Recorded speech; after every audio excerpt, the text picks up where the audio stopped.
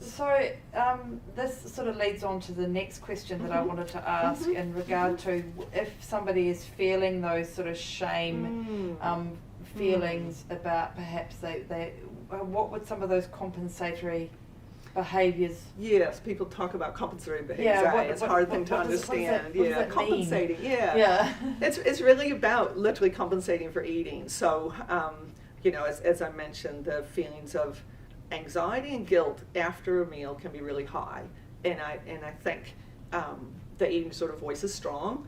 I can't believe you did that. How did you eat? Even if the parents have made them eat, afterwards, they might get through the meal, but afterwards the feelings of guilt and anxiety really amp up, and the eating disorder voice gets stronger. And so, for some people, that then results in a compensatory behavior of either purging by vomiting, it might be going for a run and exercising, it might be laxative use.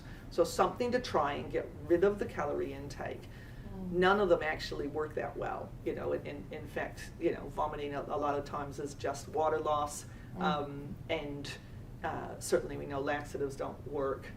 So as those feelings of anxiety increase and they end up purging, or exercising, it's taking a bit of an empathetic approach to that and not punitive. Well, as a parent, understanding that the anxiety levels, we call it a safety behavior sometimes because the anxiety has gone so high that the only way they feel they can bring it down is by purging or exercising.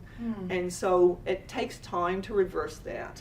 It takes time to, say with the purging, we ask parents to do post-meal support, so sit with the young person after a meal, and it might be that they can do 10 minutes for a start, and then they rush to the loo. And it's like, that's all right, we'll move to quarter of an hour tomorrow, and then move it out gently, 20 minutes, half an hour, 45 minutes. And during that time, you're trying to distract them. I was about to say that. Would you do something like maybe have like a TV program on or something? TV programs, video games, or a game that the family can do, and distract, and to try and calm that voice, challenge that voice, and because some of the anxiety may sort of drop a little bit away, and helping them ride that wave of anxiety, that it does come down, but it can also take time, and so